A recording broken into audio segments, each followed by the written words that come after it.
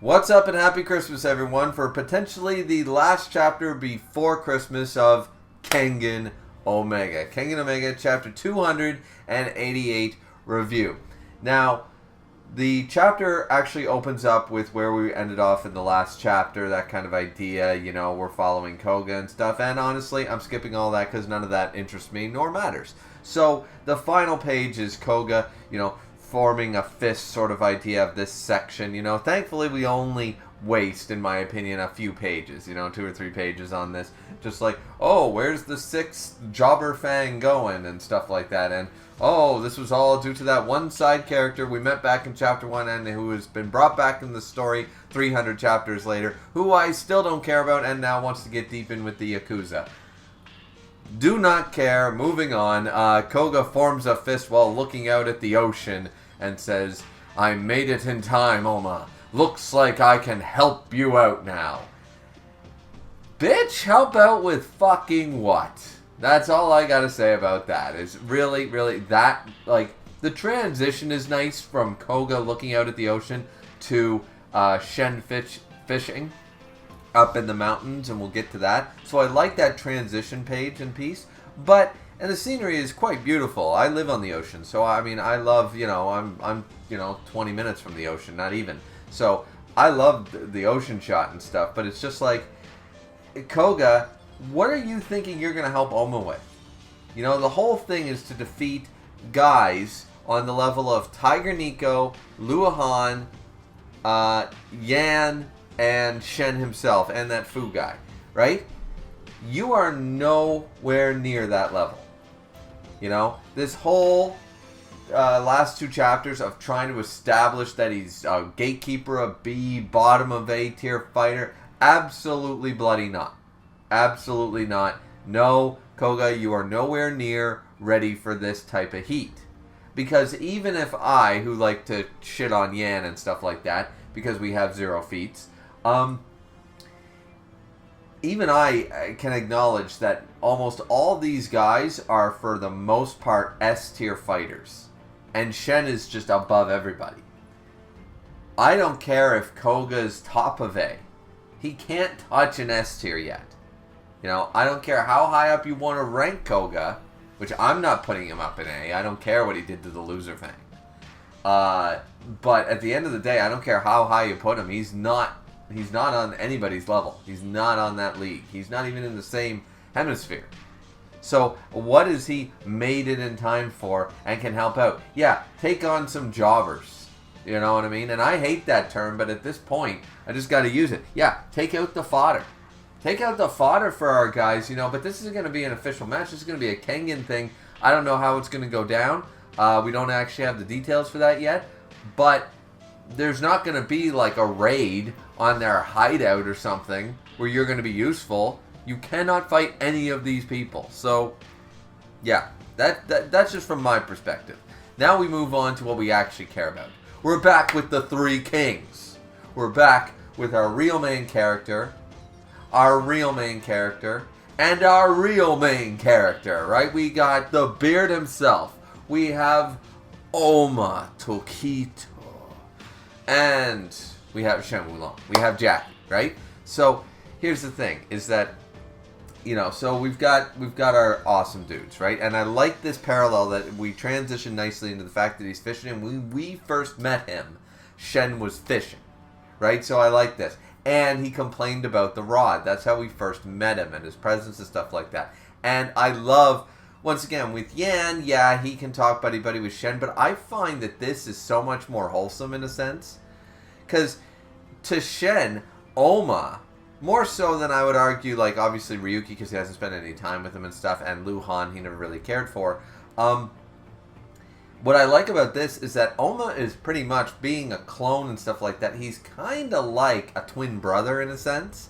So the fact that he's chilling and he's got so much respect for Kuroki, the fact that he's chilling out here, I find that this interaction is even better than the first time we met him, because now they're just trading jabs with someone he can hang out in the mountains, blah, blah, blah. And I just, for me personally, I just really like that. I just like the fact that, almost there, and it's like, is there something wrong with this rod, Oma? And he's like, I just caught something with it earlier. I don't know what you're talking about. And so he starts asking, oh, do you like fishing or something like that? And he goes, is it a hobby? He goes, well, I usually do live up in the mountains. So we get a little more information there. So Shen very rarely, once again, when people want to put the deaths of people at Shen's feet and stuff like that, I'm like, once again, he might not stop the worm, because the worm is trying to actively help him with stuff. And their methods and the way they go about shit, it has nothing to do with him. He does not control the day-to-day operations and stuff. And I am firmly believing, he's like, yeah, no, I don't actually control the worm. They do things for me, and I know the leaders and stuff. But I'm not here as a force of good or evil. I'm just a force of nature, as has been explained to us. He's just a hurricane. He's just a natural disaster. He's neither good nor evil, fair or unfair. He exists. And the fact is by the sounds of it, he spends most of his time living alone up in the mountains because, for that very reason. He's like, I do not interact. Like, unless people try to come kill me, I'm not out there causing terrorism and killing people. So, once again, this is the side of Shen that we like. And he says, like, yeah, I usually do live up in the mountains and there's not a whole lot else to do up there. So yeah, I fish, but we've never actually seen him be successful at fishing, which I find kind of funny. And Elma immediately says, then how come you suck at it so bad? Like, if that's, your whole thing is to fish. Now, I am curious if there's something about his presence that actually frightens the animals and steers the fish away. Something that he's, like, can't control. Just like people's sixth sense, pheromones, that kind of idea. Is he producing this aura that has animals be afraid of him or whatever and steer clear or be wary, and that's why even though he's fishing, he sucks at catching anything because they stay clear? I'm curious. I really am, and I didn't get that from anyone. We've seen that in other animes and other works. Fishing Medica Box. Medica Box had that, and she loved dogs and animals, but they were terrified of her. Because of her overwhelming presence, her strength, her power. Animals sense it and were fearful. So I'm wondering if it's the same idea here. So, but I love that. I was like, then why do you suck so bad at fishing? If that's your hobby, why are you so bad at it? I just love it and stuff. And he's like, well, it doesn't matter. I'm just lucky enough to have, take the time to take it easy and stuff. And I was like, yeah, it's pretty relaxing up here, isn't it? And I love that they've now been chilling for at least a couple of days at this point.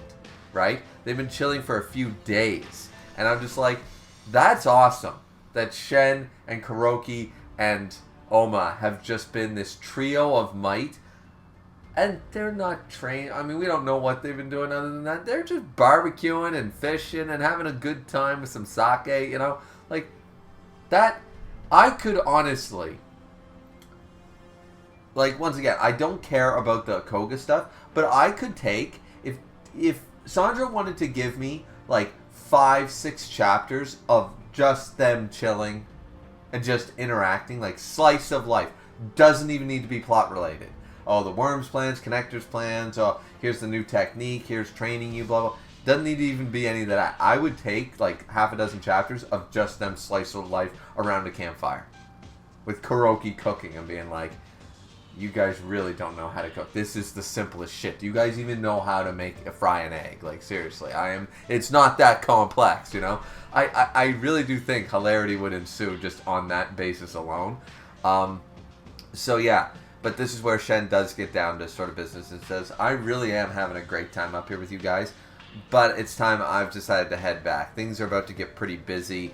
Yan called me, so Yan finally got a hold of him. I imagine that was comedic. And sounds like they're just about ready to set the terms for the Kengan match. And I'm like, wait, we're going to fight Shen? Like, what about the tournament? I always envisioned that Kengan Annihilation Tournament 2 would be even larger than Kengan Annihilation Tournament 1, and that Shen would be involved. So that multiple strong people would get a crack at him who wanted a crack, So it wouldn't just be one match, one guy. You know what I mean? Not that we know what the details of the Kengan match are yet, but that's how I figured it was going to go down, right? So I don't know really what's going on here with that, but that's immediately when Oma gets a little more serious and sort of just standing there watching Shen fishing and just says, "Oh, really? Then I finally get to fight you."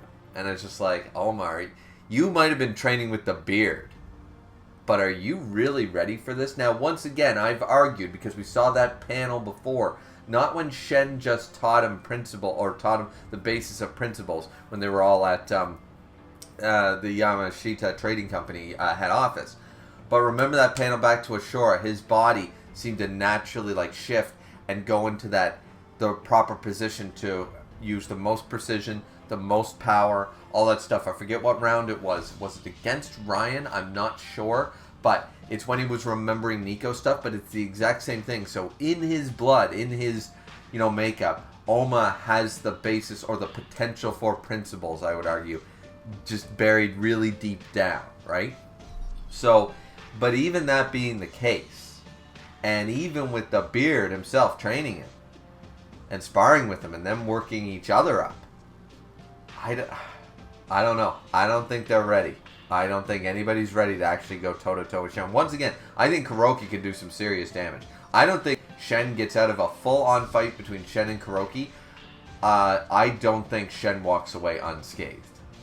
With both of them going all out, I just don't see it. I see Shen winning, but I don't see him walking away unscathed at all.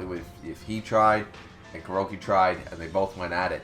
But still, it still ends in a Shen victory, no matter which way you slice it. So, something's got to happen in this little time skip that we're doing, So, because, Oma's saying here, like, I finally get to fight you. So, meaning they haven't been sparring, they haven't been training, they haven't been doing anything. And Shen just says, yeah, I'll be going on ahead. Well, you get strong, Oma. Like, he wants Oma to get strong because that's the new deal. He doesn't want... he's given up on the body thing as long as he can find another worthy opponent. So, and Kuroki immediately after that heavy tension, Kuroki's just like, so we got grilled salmon, anybody want to eat and stuff? And Shen's like, oh, alright, well, yeah, put down the rod. Thanks, Kuroki, appreciate it. And I was just like, I thought you were leaving. We just had that moment, like, I'm going on ahead, ready to fight you. Yeah. Oh, breakfast is served. All right, well, we'll stay for breakfast first, right? And he literally does. So then we jump over to Luohan and Tiger Nico, and they're basically, he bitches about the coffee, and stuff like that. And he's like, oh, this coffee's weak. It's because you guys are weak. They're not really, but still. They're talking about, like, their plans, and they know that Shen's going to make his move in this Kengan match and stuff. And Luohan, I'm not a huge fan of his character, but I do appreciate the fact that he's actually quite smart here, just saying, we don't got to do anything. We wait to see how this plays out, and we wait for our opportune moment. We just got to sit back, bide our time, and wait. And yeah, maybe he will figure out that you are working, with me at some point. Maybe he's already figured it out.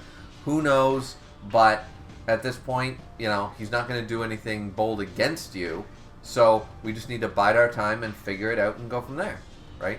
And not exactly a bad strategy, all things considered. And even Tiger Nico's like, I'm wondering what plan he's got cooked up here. Like, how is he supposed to beat, the connector? Then we jump over to the details of this Kengan match. So exactly 6 months from today is when the match with the connector will take place. And they keep calling it a match. So one person... who's it going to be? Because they don't even mention, actually, Agito as the winner of the real championship. They don't even say, Agito is clearly our fighter. They don't say that. They don't mention that. They just mention we've got a great lineup that have grown stronger to pick from.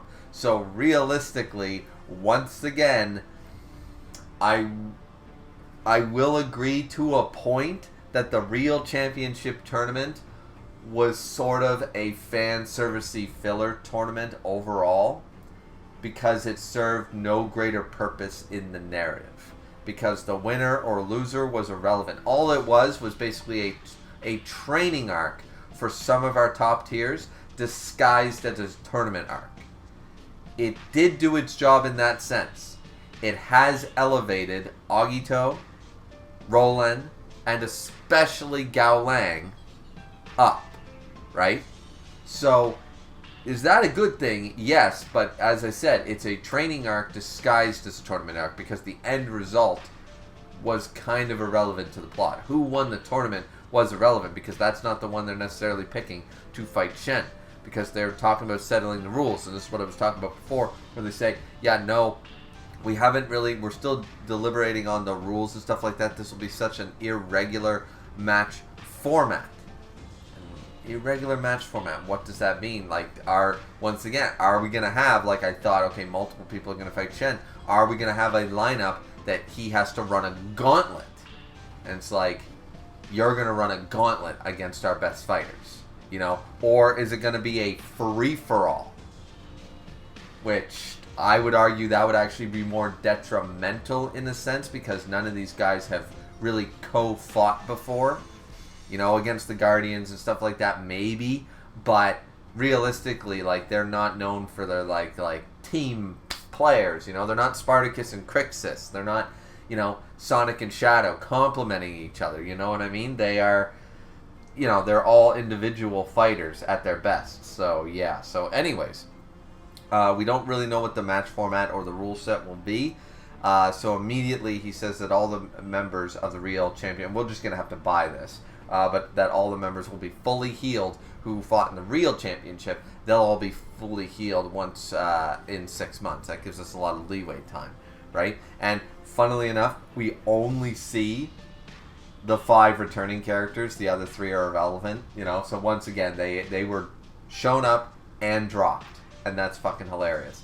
But we see Agito, Gao Lang, Julius, Giroda, and Roland all there. And they're all just like, the trial they've been through will make an even greater asset to us than before. But they don't even mention Agito's our best bet. Yama doesn't think it.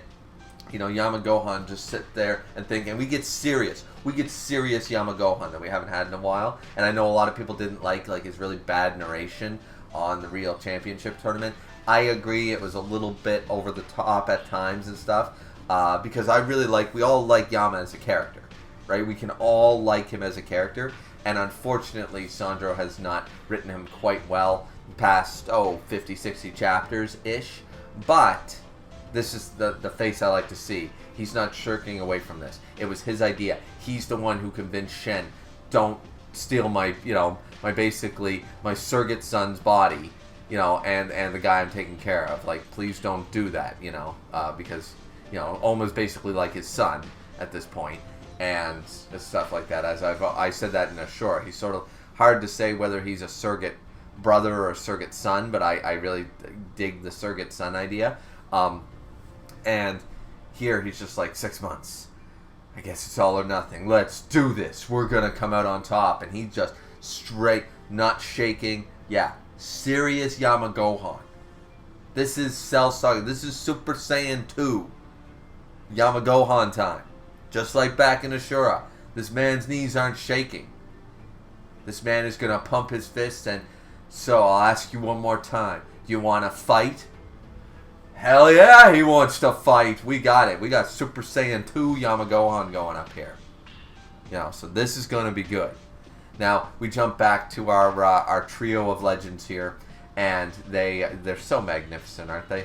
And Oma mentions here, so he's not going to stay up here and train with Kuroki for the next 6 months. Now, he's been training up here for a while, as we know. But Oma remarks, I'm going to go home too. Thanks for everything. And Kuroki, being the absolute, you know, the beard that he is, just, no reason to thank me. I showed you hospitality of my own accord. He's like, I cooked and cleaned and did all the, you know, I make a great waifu, don't I? Yes, yes. But I chose to be a waifu. Always remember. You know, sort of idea. So, yeah. So, Kuroki, ultimate bearded waifu. Bar none. Okay. So, that's when... So, Shen's still staying up there eating, and Oma's actually going to leave first, because he says... You know, he's like, okay, Oma, see you soon. And he goes, yeah, see you later, Wulong. And then immediately says, just remember, my body belongs to me. Next time we meet, I'm taking you down. And I'm like, alright. So, though... I don't believe Koga in this instance. Oma's got the aura. Or Oma's got the... See, that's the difference. Oma can say the exact same shit as Koga, and it's just more believable. It just sounds better coming out of him. You know what I mean? So, it sort of reminds me, going back, since I always use, Yamagohan and stuff, going back to the Dragon Ball Z reference, it's sort of like how... when Gohan in the Buu Saga does the Great Saiyaman thing, and he thinks he's got to come up with all these heroic one-liners, it's like, whenever Dad said it, it sounded so naturally. Yeah, that's the difference. Koga is the dorky Great Saiyaman version, and Oma is the Goku, or the serious, or the puts on his father's gi Gohan. Fight you? No, I want to kill you. You know, because Gohan has his good one-liners when he's not trying to have one-liners, you know what I mean? So, that's sort of the difference, you know what I'm saying? So, yeah, Oma here, once again, is Oma ready for this? I mean, we get the aura, we got the smirk, we believe in Oma, but we have no indication that he or Kuroki, I'm sure they've improved, 100%. If Koga somehow has jumped from one of the top contenders of C tier to bottom of A, if he is leapfrogged, that kind of bullshit, our original MC, who we followed for 200 chapters longer, definitely is allowed to leapfrog, okay? So, I'm not upset if he, and once again, Oma's not leapfrogging. Oma's already in the top tier. He would just go to the left a little bit more, right? So, even then, so all I'm saying is that, yeah, can we believe Oma's words right now?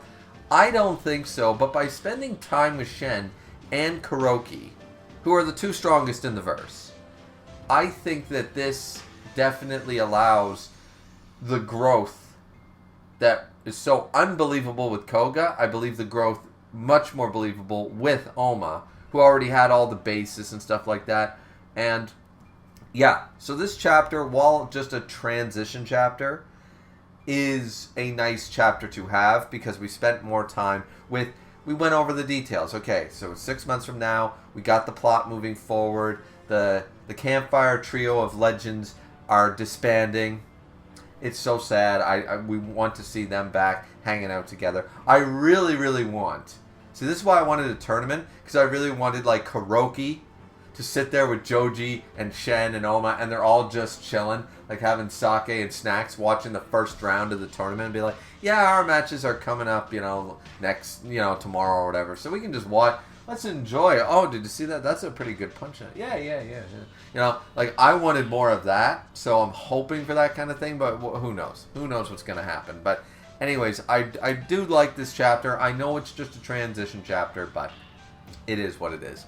Anyways, so that's it for me. I think I spoke about that at length. Some people would just be like, oh, it's transition. Nothing really happened. Slice of life. And Koga thinks he's strong, and Oma thinks he's stronger, and that's a chapter, But I thought there was a lot to talk about. So, anyways, that's it from me. Once again, if this is the last chapter before Christmas, Happy Christmas to everyone. I hope you have a good one and that kind of idea, whether you spend it with family, friends, or, the people you love of any description, you know what I mean?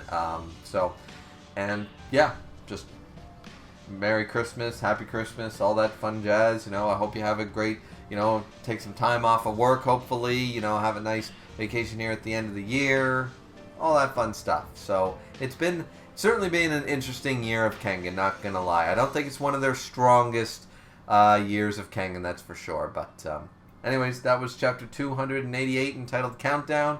Like, comment, subscribe, and as I already said, Happy Christmas, everyone. We'll see you back here next time.